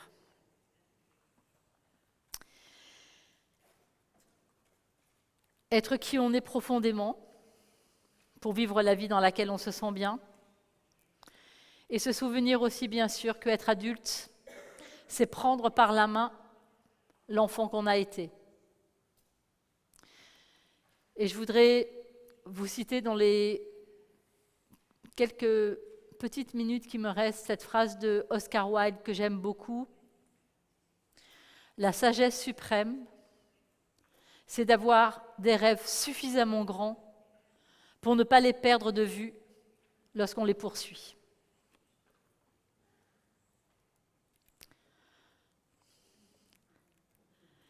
Et je pourrais conclure avec cette idée, on a parlé ce matin de QI et que ce n'était pas le plus important, et je suis tellement d'accord. Mais alors le QI, comment vous dites en espagnol? Ah, vous ne dites pas QI. Alors c'est plus compliqué à comprendre ce jeu de mots-là pour vous, parce que ce n'est pas votre terminologie. Mais dire que finalement le QI, qui en français veut dire quotient intellectuel, comme en anglais, mais à l'envers, on pourrait dire que c'est une qualité intime. Je vous remercie beaucoup de votre attention. Merci.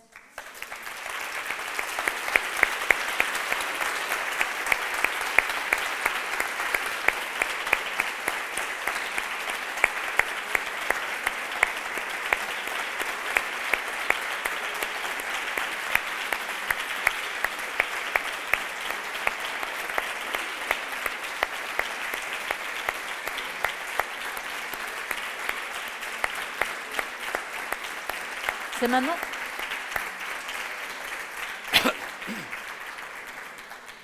Merci beaucoup, vos applaudissements me touchent, ça remplit mon vase d'ocytocine, d'endorphine, de dopamine, donc merci pour mon organisme, ça fait du bien. Ahora tenemos unos minutos de preguntas. C'est maintenant qu'il me faut le casque, non?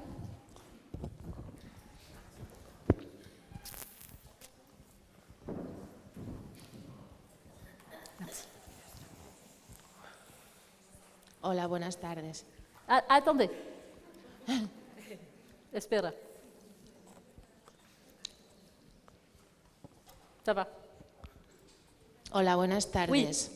Hola. Je ne sais pas qui parle et où. Aquí. Et vous pouvez vous lever, s'il vous plaît? Sí. Merci. Me da un poco de vergüenza, pero bueno. Lo primero quería decirle a Jan que estuve... Respirez, centrez-vous. Sentez vos pieds. Sí. Prenez juste un instant pour vous relier à la sensation de votre trac, de votre stress, et de sentir le sol sous vos pieds. Je vous écoute. Lo primero quería decirle a Jan que puede estar muy tranquila porque la traductora es fabulosa. No sé si será superdotada. ¿Eh?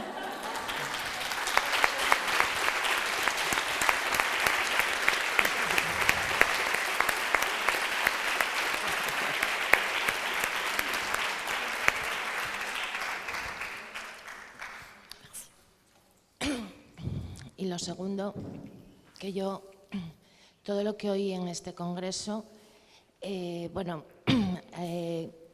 que estoy un poco nerviosa, perdón. Este congreso fue maravilloso, a mí me abrió me dio mucha luz, me hizo comprender muchas cosas sobre mí misma, sobre mis hijos y sobre mis hermanos. Y quería hablar concretamente sobre este problema de la hipersensibilidad y de la cabeza, como decía Carmen Chacón, como un molinete.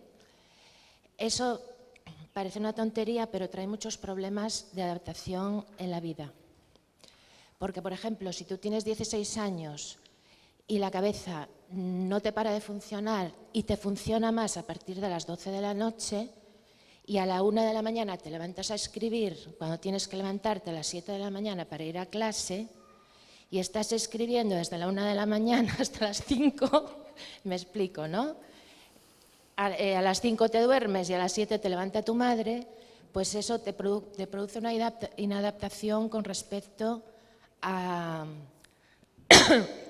la vida que hace la gente normal, que la gente normal lo que hace es dormir y luego tener una actividad normal a lo largo del día, ¿no?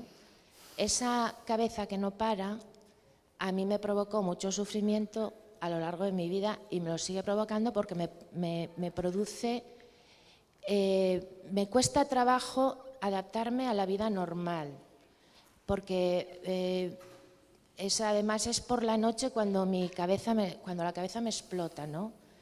Y por la noche quiero dedicarme a todas esas aficiones que tengo y, claro, lo que tengo que hacer es levantarme a las 7 de la mañana, ir a trabajar y coger el coche 45 kilómetros y luego dar clase durante 6 horas. Y a mí eso me provoca mucho agotamiento y mucho sufrimiento. Eso lo viví también en gente de mi familia. O sea que no es ninguna tontería. Y respecto a la hipersensibilidad, también provoca problemas.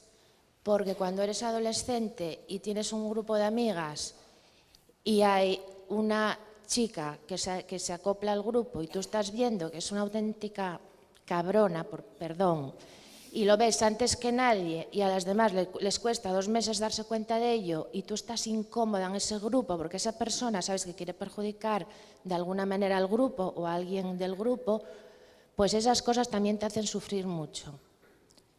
Y bueno, podría decir muchísimas cosas más. Respecto a la hipersensibilidad, tú entras en un autobús y estás oliendo a un señor que no se duchó, que está en el otro extremo del autobús. O, en fin, que hay muchas cosas que la hipersensibilidad provoca también. También es verdad que cuando vas por el campo todo te parece maravilloso, se te pone la carne de gallina y te dan ganas de llorar, pero también la hipersensibilidad, tú eres consciente de cosas muy desagradables, muy desagradables que a los demás les pasan desapercibidos. Y bueno, nada más. Quería decir que tengo un hijo que es superdotado y tiene muchos problemas y nada más, que vine aquí por mi hijo para enterarme de lo que es la superdotación, porque nunca lo supe hasta hace una temporada que me empecé a interesar por ello, a pesar de que yo sabía que lo era yo y mis hermanos también, porque nos habían hecho pruebas. Y yo solo sé que vi a mis hermanos sufrir, que yo sufrí bastante y que veo a uno de mis hijos sufrir. Quiero decir que la superdotación tiene una parte positiva, pero tiene partes también, a veces desearía ser normal como los demás, porque cuando estás trabajando en un claustro de profesores y te está pareciendo que todos dicen tonterías, pues eso te hace sentirte muy mal. No sé si me explico. Merci. Muy bien, muchas gracias. Merci beaucoup pour votre courage de vous être levé à ma demande.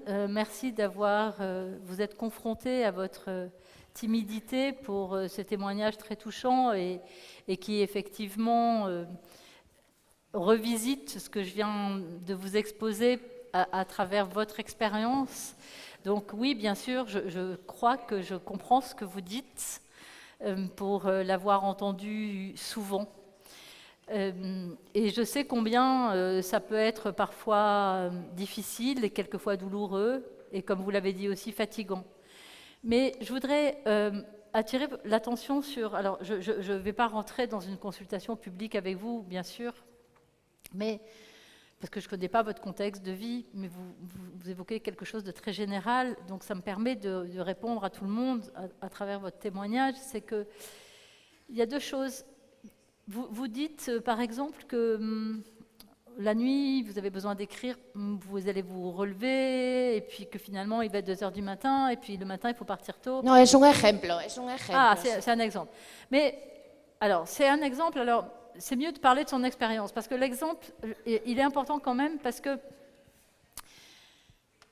quelquefois, on est fatigué, parce que les autres vous disent, mais en fonctionnant comme ça, tu dois être très fatigué.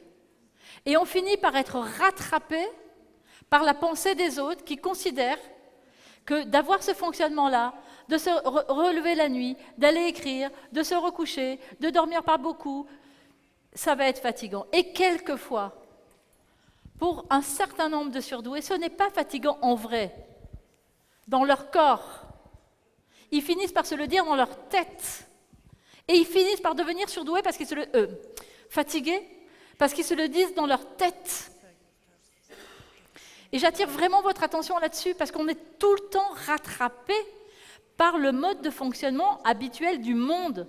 Et quand on vous dit, oui, mais oh là là, mais avec la vie que tu as, vous voyez, j'ai posté, je vais vous raconter une rien, de ma vie. Je ne fais jamais en conférence parce que je suis en Espagne, alors je me lâche. J'ai posté sur Facebook tout à l'heure, parce que je suis très heureuse d'être ici, et je suis très touchée que l'association m'ait invitée, que Maria m'ait proposé d'intervenir. Vraiment, je suis très touchée. Et donc, j'ai fait un peu ma fière. Et comme aujourd'hui, il y a quand même un mur d'exposition pour raconter sa vie, j'ai posté sur Facebook tout à l'heure que j'étais ici, que j'intervenais avec Linda Silverman, et que quand même c'était formidable. Et donc vraiment un truc inutile. Et alors, j'ai eu 2 commentaires sur ma page Facebook, 2 personnes qui hier, j'intervenais dans un congrès à Marseille, et qui me disent « Oh là là, mais vous devez être tellement fatigué, parce que hier vous étiez à Marseille, maintenant vous êtes dans le nord de l'Espagne à faire encore un congrès. » Et plusieurs commentaires. Et alors je me suis dit « Ah oui, c'est vrai, ça doit être fatigant. Est-ce que je suis fatiguée ?» Oh ben non.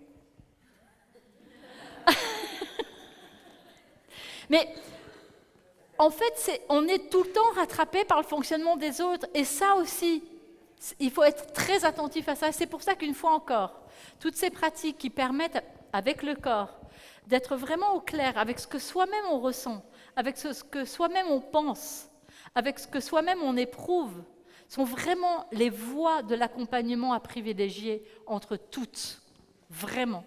Et ensuite, tout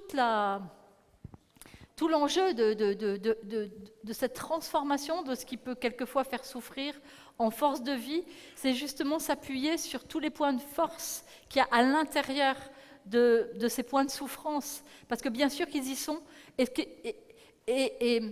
c'est un peu le principe de la psychologie positive. C'est-à-dire qu'on peut être dans l'archéologie de la souffrance et passer les journées comme dans un jardin, à être à 4 pattes et à gratter pour enlever les mauvaises herbes.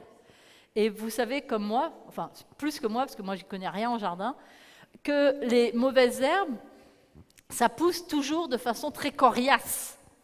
Et que pour pas qu'elle pousse, il faut être tout le temps en train de gratter. Que peut-être l'autre perspective, c'est de planter des belles fleurs, des tournesols magnifiques, qui vont étouffer plus naturellement les mauvaises herbes. Ça ne veut pas dire qu'elles n'existeront plus, mais ça veut dire que le champ sera magnifique et que ça sera moins pesant. C'est-à-dire, c'est faire des bascules. Et la psychologie positive, ça ne veut pas dire je vais bien, tout va bien. C'est pas ça la psychologie positive. La psychologie positive, c'est de mettre le focus sur ce qui fonctionne. Et même quand on ne va pas bien, même quand on va très mal, il y a toujours en nous des choses qui fonctionnent. Même si elles sont totalement recouvertes de souffrances, de blessures, de difficultés, de malheurs, de douleurs. Même quand on souffre dans son corps, il y a toujours des petites zones qui fonctionnent. Et de mettre le projecteur sur ça et de pouvoir amplifier ça, de pouvoir cultiver les belles fleurs. Et je crois qu'on n'a pas le choix de toute façon et que c'est la seule possibilité. Merci. Sí, una ¿Dónde? Aquí. Aquí. Aquí. Ah, debout. Aquí. Debout. El abogado. Debout, ¿Qué han debout. dicho antes? Ah, de pie. Ici. Sí que Es pongo aquí a importante bailar. para mí de ver. Una. Sí, si quieres. Me identifico. No sé lo que dice porque yo hablo inglés y español. Me identifico mucho con la mujer. Lo siento muchísimo. No solamente no es que tenga. No es que tengas solamente unas virtudes. Yo que creo que virtudes hay pocas en los subrotados. Yo le doy las gracias a usted muchísimo, porque yo cuando descubrí esto se me diagnosticó hace 2 años y medio, como lo he dicho esta mañana, no me quiero enrollar mucho porque ya me conocen, parece ser. Entonces se me descubrió y yo mandé un correo a Alicia, la presidenta Rodríguez, a Alicia, la presidenta de la Asociación de Altas Capacidades en España, y me dijo, lee el libro Demasiado inteligente para ser feliz, de la psicóloga francesa Jan. Entonces lo leí y me sentí plenamente identificado, tanto que pasando páginas yo lloraba. ¿Por qué? Porque a mí se me queda todo grabado.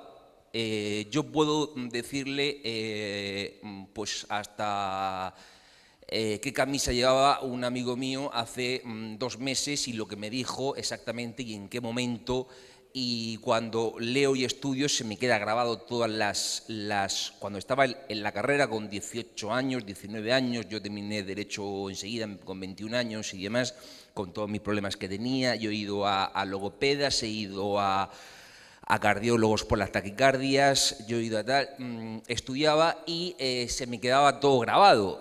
Las páginas, las frases, los subrayados, no sabía lo que pasaba. Yo me levantaba, digo, yo estoy loco, digo, yo no sé lo que me pasa. Y cuando salía por las noches y demás, pues al día siguiente me despertaba y tenía las imágenes y pues las imágenes de, pues del hemisferio derecho y demás. Le doy simplemente las gracias, ya que usted entiende perfectamente. Yo no sé si soy cebra, jirafa o león, pero yo le doy las gracias, muchísimas gracias. Creo que entre Dabrowski y usted nos ha salvado bastante, pero yo quiero hacer bastante hincapié en lo mismo. La ansiedad, yo tengo, además de su libro, que tengo 2 o 3 y he regalado a algunos también, tengo también el suyo de la meditación, el suyo que lo leo, lo intento practicar, pero es como jugar a los dados. No, c'est pas compliqué. Es muy complicado. Sé que usted dice, la meditación la puede hacer en cualquier lugar, puede hacerlo hasta en el autobús, simplemente concentrarse en la relajación, en una parte del cuerpo, simplemente eso, o caminar y demás. es muy difícil cuando la mente va a 1000 por hora, cuando tienes imágenes y el procesamiento es, algunos dicen a 130, no, a 130 irán algunos, yo voy a 1000. Yo comento delito por la circulación. Entonces, pues, de la velocidad que voy. Entonces, ¿cómo además de la meditación, cómo llevar a cabo eso? Porque sé que no hay ninguna pastilla que pare de pensar, ni lo de las imágenes, ni nada. Si se puede. Y perdón por el rollo. Muchas gracias, señora. Merci beaucoup.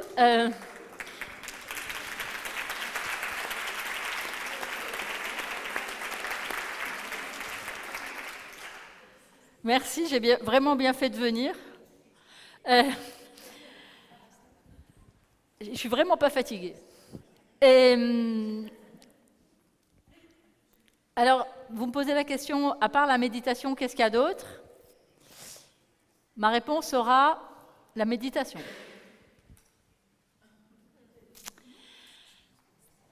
Parce que, très sincèrement, il y a beaucoup d'autres techniques, on en a parlé ce matin, de pratiques, j'aime pas cette notion de technique, il n'y a pas de boîte à outils. C'est pas magique la méditation. Et la méditation de pleine conscience, cette forme de méditation, qui est une méditation qui est non spirituelle, laïque, contemporaine, dynamique, qui ne s'inscrit dans aucun mouvement religieux, qui est vraiment une pratique d'entraînement de l'attention, justement pour pouvoir se poser et dégager l'espace.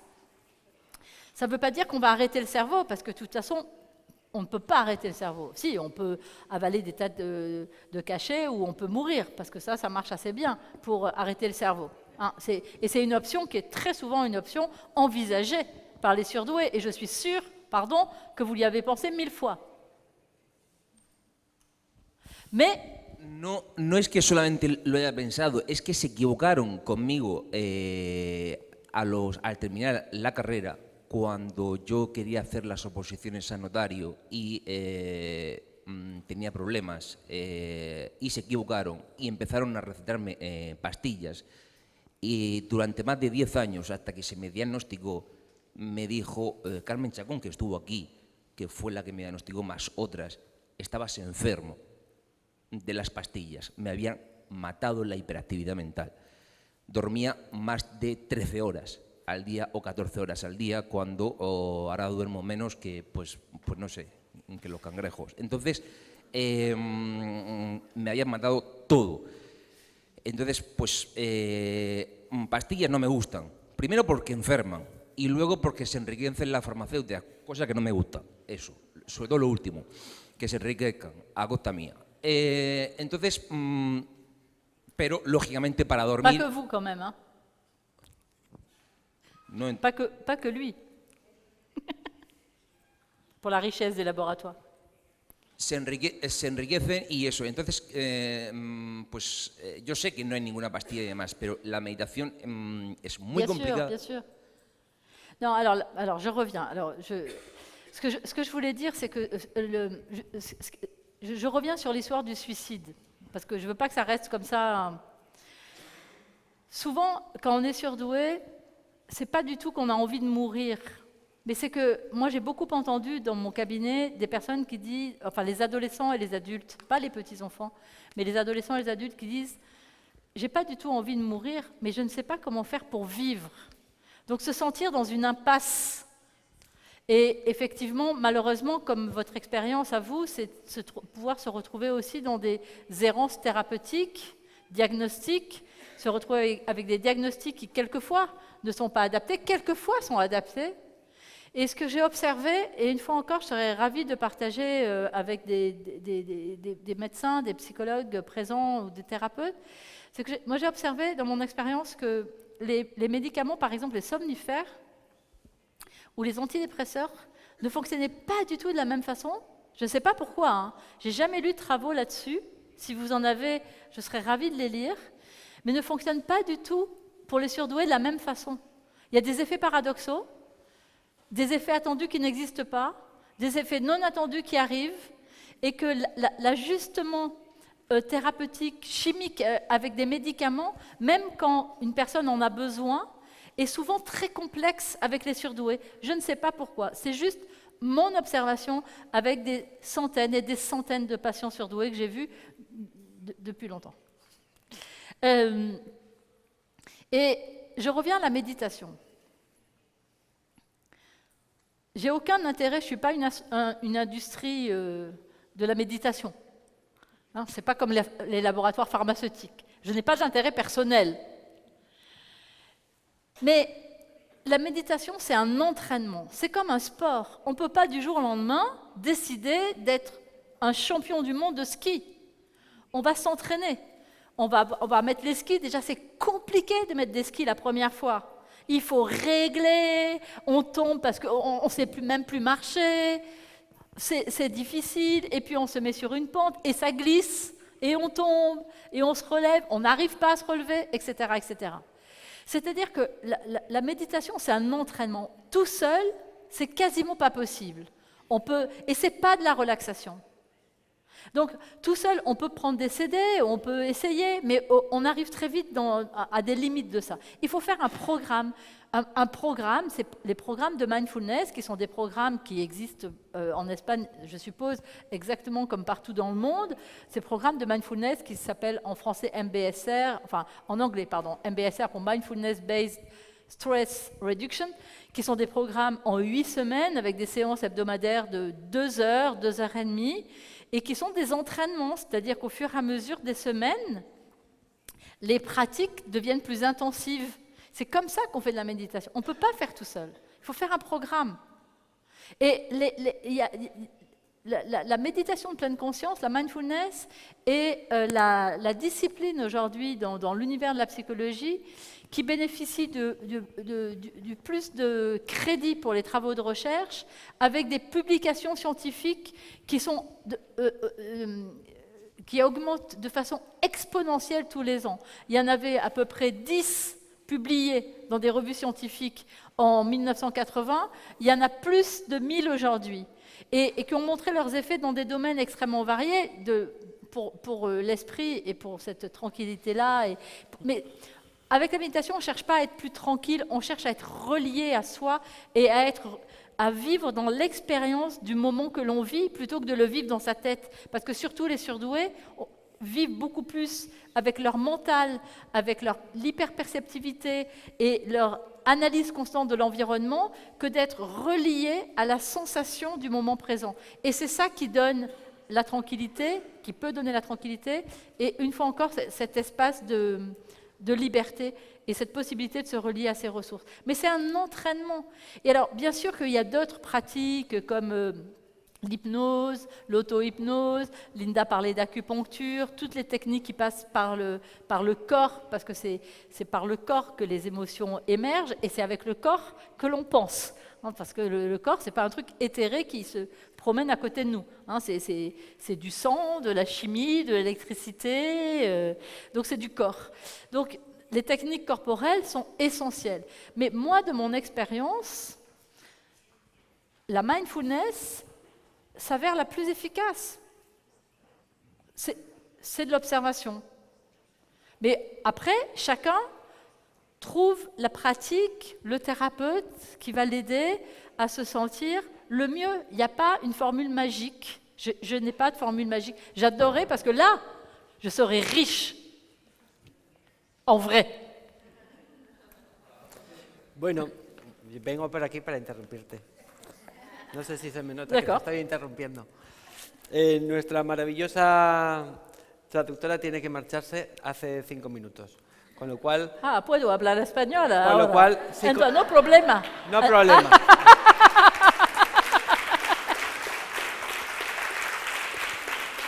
Con lo cual, continuamos. Merci beaucoup, hein. Vraiment merci, hein, c'est formidable, cual, merci beaucoup. Si hay alguna pregunta más, continuamos en español. Sí. ¿Alguna pregunta más? Non, mais je suis incapable en vrai. Hein. Vous pouvez leur dire qu'en vrai, je suis incapable, que là, j'exagère, je ne suis pas capable. Je peux comprendre, mais je ne peux pas répondre. Ah, elle est partie. Est-ce que puedo entender la pregunta, pero no puedo responder? Ah, Loli, traduces tú. si para todo el mundo es hay ok, problema. vamos. La traducción, Loli fera la traducción. D'accord. Vale. Hola, buenas tardes. Merci. Bien. Yo quería preguntar si existe alguna base científica o algún estudio que afirme que existe una base genética entre padres e hijos con altas capacidades. Es que no se habló nada en todo el Congreso y bueno, sí, de normalmente verdad. en casos que conozco, bastantes padres han detectado que son altas capacidades porque se lo detectan a sus hijos. Entonces, no sé si es importante que ellos sean detectados también para entender, porque bueno... Sí, muchas gracias por esta pregunta, ¿es correcto? Y es la verdad, es que aún hay una componente Sí. genética, Sí, componente genético.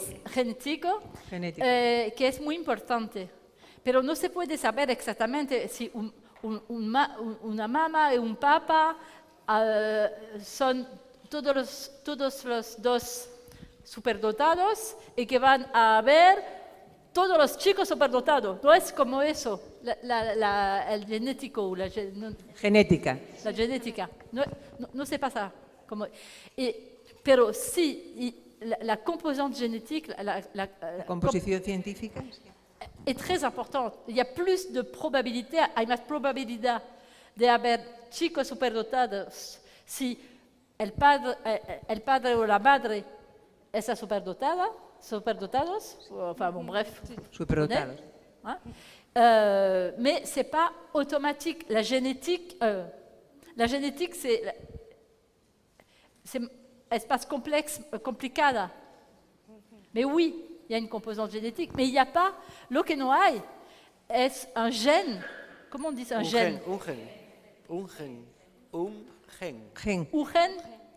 gène Gen. de la inteligencia. Ah, il n'y a pas un gène. No hay un gen. Voilà.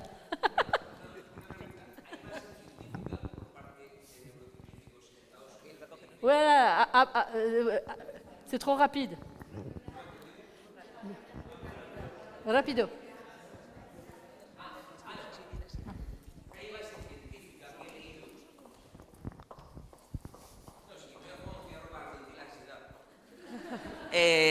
Hay base científica que he leído por parte de psicólogos en Estados Unidos y demás, que la inteligencia además dicen que proviene de la madre. Así que los No, la padres somos tontos. inteligencia no es lo mismo. La inteligencia sí, lo he leído también. Y que proviene ya del embarazo, de las emociones que haya podido gestionar la madre desde el propio embarazo, ya desde la gestación, desde el cerebro, desde el feto, ya se puede desarrollar problemas hasta emocionales y demás. He leído, no sé si será verdad, mentira o no. Yo me voy a fumar un cigarro, me da igual. Perdón, pero no he entendido nada. Pues, He entendido un poco el fetus o la gestación, que, o cualquier cosa como pero yo no sé. es que hablo muy rápido. A ver, despacio. Que he leído que desde el propio embarazo, puede haber ya problemas emocionales y que la inteligencia junto con un embarazo con ansiedad, con problemas emocionales de la madre y demás, pueden causar en el futuro por los problemas emocionales que la superdotación es, además de inteligencia, es una cuestión emocional. Si tiene referencia, La referencia, hombre, me interesa, pero no puedo. se la mandaré a su correo. Por cierto, Gracias. le envié 2 o 3 correos para ir a su consulta, pero no me respondió.